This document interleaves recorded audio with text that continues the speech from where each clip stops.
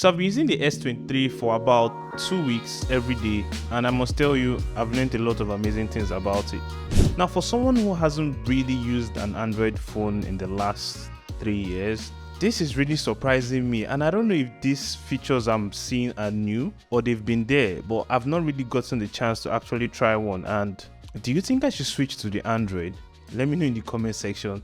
Hi guys, welcome to the channel. If you're new here, welcome, and if you're an existing subscriber, welcome back. Here we talk about all things tech review, and general discussions revolving around technology. Now don't forget to hit that subscribe button and like this video, as it will help get these videos to others that might be thinking of getting the cheaper version of the S23 series as compared to that of the S23 Ultra, or people that are just new into the ecosystem and are looking for a good decision either to switch, or to remain in where they are. So let's dive right straight into it. I've been using an iPhone for the last 5 years and I've been pretty happy with it. However, I did think it was time to upgrade. So when Samsung launched the S23, I wanted to start off with something a little bit easier, and I decided to try this so I'm not totally disappointed. So I got this for around 1033 or so, but after tax and everything, it was around 1,200 Canadian cedis. Now this is because I am using the 256 gig and not the base 125 gig. But to start off this discussion,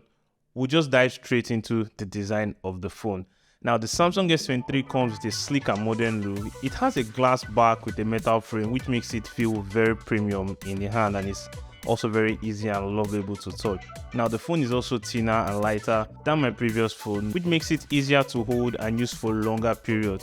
Now I'm not complaining about really the bigger phone, as I came from an iPhone 13 Pro Max. I did not upgrade to the 14 Pro Max because, let's face it, there's really no need. So having this lighter weight on my hand actually makes a lot of difference, and I can use the button for long without my hand having to feel kind of numb, especially when you're outside and in the cold.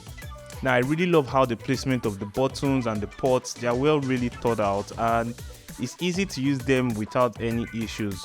Then again, it's backed up by the Corning Gorilla Glass Victus 2 at the front and back, so very hard glass, but I will advise you to actually get a pouch for this just to prevent it from falling, and also just looks fresher over time. Now let's talk about the display.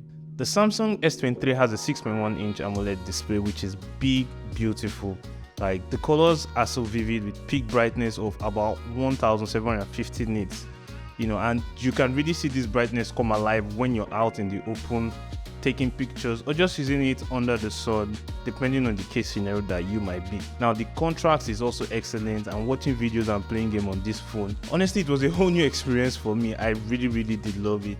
The screen has an adaptive refresh rate of 48 to 120 Hz, and you can really feel this come alive when you scroll, which means it provides a wider range of colors, making the content look more lifelike. Alright, moving on to the cameras. Now this is one aspect I really love.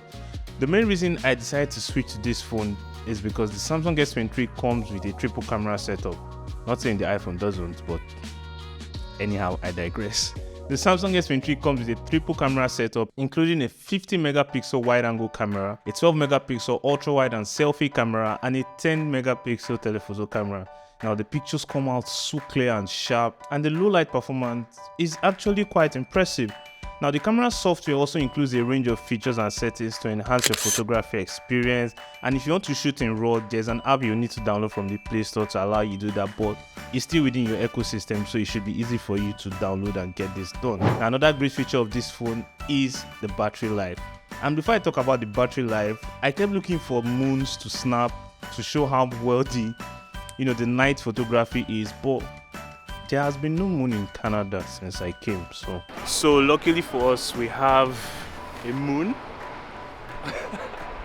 and we are going to be trying the astro mode to see if we can actually capture it, right?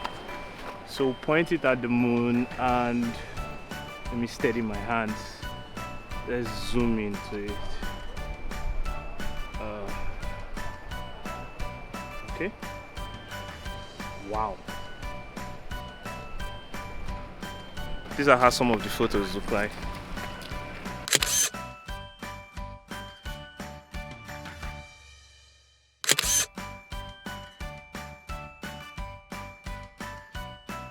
Moving on to the battery, the Samsung S23 comes with a 3900 mAh battery and up to 22 hours of video playback. According to them, I used it for a whole day in my day in the life video. It didn't get me 22 hours of playback, but it came really close, and if you'd like to watch that video, I'll leave a link to it here, and you can also watch it at the end of this video, where I use the Samsung S23 in what my daily life would be, or in a perfect scenario how it's meant to be. And there I explain how all these features of the S23 come to play together for you to make a decision whether to keep the phone or to actually get the Ultra, or even an iPhone, whatever tickles you. Now, I can easily use my phone all day without having to worry about it due to the battery life. But then again, you have to be mindful about using it for heavy duties, as the battery will tend to die off like around 9 or 10 p.m. if you start using it from around 6. But now the good news is that when you need to charge it, the phone supports fast charging, which means you can get a full charge in less than an hour. And let's not forget, it has IP68 water resistance. For the price compared to this and the Ultra, this is a really good phone in my own opinion. But don't take my word for it. Let's get to the end of this video. Now let's talk about the software. The Samsung S23 comes with the latest version of Android, and the phone also comes with Samsung customized interface, which is the One UI 5.1 that works on top of the Android. Now this is like a custom skin that provides additional features and options customized just for Samsung. Now one of the best things of the One UI is the customization. You can change your home screen, the icons, the themes of the phone. It just gives you that freedom to make the phone truly yours and customize it to suit your personal need.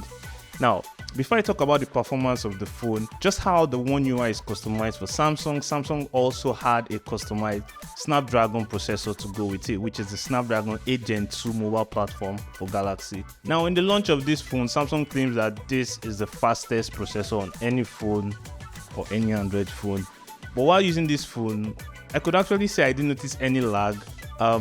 I didn't notice any depreciation of performance. I feel like the processor manages battery very efficiently, and that's a big prop for Samsung for actually trying to get this right. But I'm sure when I test this phone for a while, after using it and putting it through a whole lot of tests, I would like to see how this matches up and not just really focus on Geekbench scores and other kind of statistics that are out there. Now the phone runs smoothly without any lag, and when I'm using multiple apps or playing game, the phone also comes in clutch.